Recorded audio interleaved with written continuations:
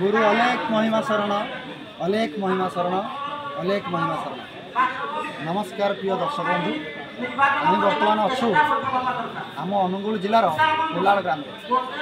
सौभाग्य को आम गहन उपस्थित अच्छा आम महिमा धर्म जड़े सत्यवान निष्ठावान भक्त श्री खगेश्वर साहू महोदय सहित आम किसी समय वार्तालाप करवा।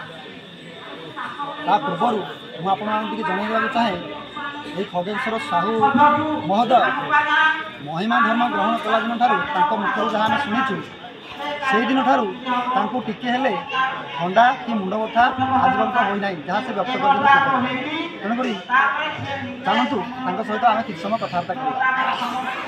अच्छा खगेश्वर बाबू आप दयाकोरी आम दर्शक मानक कहतु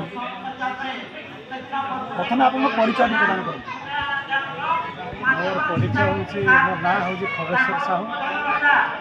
मुझे जड़े टेकेन ओभर एमई स्कूल शिक्षक। मो घर हूँ किशोरनगर ब्लॉक हौरापाली गाँ। मोर जन्म हूँ 1953 साल। तेणु बाल्यरू बड़ बापा जी आम बापा जी थे सी हूँ कृपा सिंधु दास सिद्ध बड़ कृपा सिंधु दास से चेला थे। आशीर्वाद वर्तमान मु महिमा धर्म आश्रित अच्छे। अच्छा आप धर्म महिमा धर्म केते वर्ष है ग्रहण कले? महिमा धर्म ग्रहण समय जदि मुझे संपूर्ण भाव सठिक भाव दे पारे तथापि मुझे चतुर्थ श्रेणी पढ़ुली से समय किशोरनगर एमई स्कूल पढ़ुली। से समय आम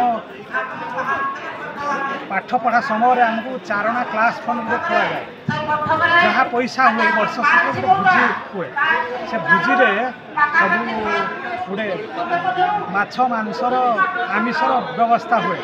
से आम निजर कका थिले जे जदुनाथ साहू मोर निजर कका से एमई स्कूल टीचर थे।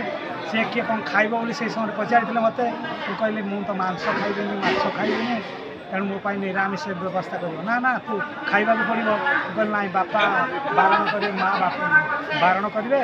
से समय मुझे पिला दिन से धर्म धारणा को मु रखी आसी। जदि मु पर मुहूर्त धर्म नहीं मोर अनुमान मु करुच्ची मोर विवाहर किछि वर्ष पर मुझे संपूर्ण भाव ग्रहण कर धर्म ग्रहण करूँ से समय महिमा धर्म गोटे धारा अच्छी गोटे संस्कार से आमर सन्थ तुलसीदास मानस लिखिं जे बीत ऋत राम कहे आतुरे बोला उतु ऋतु बाधु ऋतुरे विधिरे तुहीन बोलाऊ पुणी विदग्ध करुथा पद्मिनी श्रेणी बंधु मो पद्मिनी विनाश नाता को वसुधा खेणी। यार अर्थ राम आमर उपेन्द्र भंज लिखिं जे मनीषर दुईटा मासर गोटे ऋतु हुए आ स्त्री माने ऋतुमती हमें। तेणु राम वितरित भाव विस्तृत भाव वर्णना करते शरत ऋतु तुहीन कहुए मैंने तू हूँ हीन अर्थात एक प्रकार बाल्यकाल धर्म प्रति आकृष्ट होती महिमा धर्म प्रति। हाँ हाँ हाँ यहाँ महिमा धर्म प्रति कहीं आकृष्ट हेले धर्मर एमती कौन महत्वटा आप पाइले जो धर्म ग्रहण करने आग्रह है? ये धर्म हूँ शास्त्र एवं वेदानुमोदित शास्त्र। शास्त्र क्या कहुए जे आमर अंतर्मुखी जो बहिर्मुखी इंद्रिय अच्छा बहिर्मुखी इंद्रिय मानक अंतर्मुखी कराई जे विज्ञान सम्मत उत्तर दिए ताकू शास्त्र कहे। वेद हूँ स्रष्टांकर संविधान। तेणु वेदर नीति अपरिवर्तनीय। तेणु वेद शास्त्र नीति रे महिमा धर्म हूँ परिचालित। तेणु से वेद शास्त्र नीति परिचालित हेले मनीष लक्ष्य स्थल पहुँच। तेणु मनीषर साधारण आमर ये हूँ चर्मचक्षु। चर्मचक्षुरे माया जिनस केवल देखा जाए किंतु जो वेद शास्त्र मार्ग में परिचालित हे से समय आप ज्ञान चक्षु ज्ञान चक्षु जो प्राप्त हे से समय परमात्मा कृपा जो प्राप्त हे से समय दिव्य चक्षु देवे। तेणु भगवान महिमा धर्म ग्रहण कलापर आप कौन पाई जमीक आप थोड़े कहते मत थंडा मुंड बता किसी भी होना ସେଇଭଳିଆ ଆପଣ କ'ଣ ଉପଲବ୍ଧି କରିଛନ୍ତି? ମହିମା ଧର୍ମ ମହିମା ସ୍ୱାମୀଙ୍କର ଆବିର୍ଭାବ ହେଉଛି ପ୍ରଥମ ଲକ୍ଷ୍ୟ ହେଉଛି ଯେ ରାଜତନ୍ତ୍ର ବିଲୋପ ଗଣତନ୍ତ୍ର ପ୍ରତିଷ୍ଠା। ଦ୍ୱିତୀୟ ଲକ୍ଷ୍ୟ ହେଉଛି ବୈଦିକ ସଂସ୍କୃତିର ପୁନରୁଦ୍ଧାର ଆଉ ତୃତୀୟ ଲକ୍ଷ୍ୟ ହେଉଛି କୌଣସି ବ୍ୟକ୍ତିକୁ ଆଦୌ ରୋଗ ସ୍ପର୍ଶ କରିପାରିବ ନାହିଁ। ତାର କାରଣ ହେଲା ବେଦ ଶାସ୍ତ୍ର ଅନୁସାରେ ପରିଚାଳିତ ଯେତେବେଳେ ପରିଚାଳିତ ହେବେ ସେହି ସମୟରେ ଆପଣମାନେ ଦେବତା ହେଇଯିବେ ଆଉ ବେଦ ଶାସ୍ତ୍ର ଯେତେବେଳେ ଦେବେ ସେହି ସମୟରେ ଆପଣମାନେ ରାକ୍ଷସ ହେଇଯିବେ। ତେଣୁ ସୃଷ୍ଟିର ଅନୁକୂଳ ଗତିରେ ଯିବା ପାଇଁ ବେଦ ଶାସ୍ତ୍ର ଉଦ୍ଦିଷ୍ଟ ହେଇଛି। ତେଣୁ ବେଦ ଶାସ୍ତ୍ର ମାର୍ଗରେ ଗଲେ ଆପଣମାନେ ଲକ୍ଷ୍ୟସ୍ଥଳରେ ପହଞ୍ଚି ପାରିବେ। এইটা হচ্ছে শাস্ত্র। তেণু সেইপাই পরম শাস্ত্র ভাগবত বলছি যে বেদ বিহিত শাস্ত্র মত এবেনি বিপ্রঙ্কর নেত্র এক বিহুনে কাণ সেই দুই বিহুনে অন্ধ সেই। তেণু যারা এই বেদ লোচন না বা শাস্ত্র লোচন থাই তাকে সম্পূর্ণ অন্ধ ভাবে কুহযায়। সেইপাই বেদ শাস্ত্র মার্গরে পরিচালিত কলে পরমাত্মা পাখে আপনার পৌঁছবা সুগম হয়ে পরমাত্মা উপলব্ধি ধর্ম গ্রহণ কলাপরে করছেন। শেষে দর্শক মানুষ আমার কুহতু মহিমা ধর্ম গ্রহণ করা আপনার কোণ বার্তা দেবে? সমস্ত কোণ বার্তা দেবে শেষে সংক্ষিপ্ত করে কুহতু। মহিমা ধর্মর উপাসক হচ্ছেন স্বয়ং স্রষ্টা। তেণু স্রষ্টাঙ্ক ব্যতীত আউ কাহারি এ ধর্মের উপাসনা করা যায় না।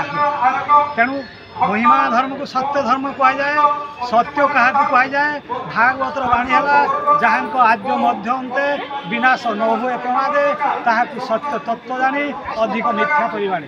তেণু সত্য কাহাকে কুহযায়? কাল ত্রপি যতিষ্ঠ তৎসত্য। এই তিন কালের বিদ্যমান যে সে সত্য। রাম থিলে, কৃষ্ণ থিলে, মৎস্যপদ অবতার থিলে, সেমানে আউ নাহান্তি। তেণু আত্মা হচ্ছে সত্য। তেণু আত্মা ত্রিকালের বিদ্যমান। তেণু সেইপাই আত্মার উপাসনা କରାଯାଏ। ଭୀମ ହୋଇ ଜଗତକୁ ଆହ୍ୱାନ କଲେ ସତ୍ୟକୁ ସ୍ଥାପ ଘରେ ଘରେ ସତ୍ୟ ପ୍ରଚାର ନିରନ୍ତରେ ଧରିତ୍ରୀ ଉଶ୍ୱାସ ହେବ ପାତକ ମାନ ପଡ଼ିଯିବ ଧର୍ମ ପଥକୁ କର ଆଶା ନାହିଁ ବା ଅନ୍ୟଟି ଭରସା। ଏ ହେଉଛନ୍ତି ଆମର ବାଣୀ। ଯାହା ଆପଣଙ୍କୁ ବହୁତ ବହୁତ ଧନ୍ୟବାଦ। ଆପଣଙ୍କ ଉପଦେଶ ମାଧ୍ୟମରେ ବହୁତ ଗୁଡ଼ିଏ ଉପଦେଶ ତଥା ଆମ ଭକ୍ତ ସମାଜକୁ ଗୋଟେ ଭଲ ବାର୍ତ୍ତା ଦେଇଛନ୍ତି ଯେ ଏକ ପରମ ବ୍ରହ୍ମ ଉପାସକ ହେଉଛି ଆମର ମହିମା ଧର୍ମ। ତେଣୁକରି ଏ କଳି ଯୁଗରେ ଗୋଟିଏ ଅକ୍ଷରର ଅସୁରକୁ ବିନାଶ କରିବା ପାଇଁ ମହିମାଙ୍କର ଆବିର୍ଭାବ ହୋଇଥିଲା। ସେ ହେଉଛି ସେ ମୁକାର ଅସୁର। ମୁକାରର ଯେଉଁ ଅସୁର ଥିଲା ଏ କଳି ଯୁଗରେ ତା'ର ବିସ୍ତାର କରିଚାଲିଥିଲା। ତାକୁ ସତ୍ୟ ଅହିଂସା ନିଷ୍କାମ ନିର୍ବେଦ ଅସ୍ତ୍ର ମାଧ୍ୟମରେ ତାକୁ ବିନାଶ କରିଛନ୍ତି ମହିମା ସ୍ୱାମୀ। ଏହି ବାର୍ତ୍ତା ଆମର ଖଗେଶ୍ୱର ବାବୁ ସମସ୍ତ ଭକ୍ତ ସମାଜକୁ ପ୍ରଦାନ କରିଛନ୍ତି। ତେଣୁକରି ଏହି ବାର୍ତ୍ତା ସମସ୍ତଙ୍କ ପାଖକୁ ଯାଉ।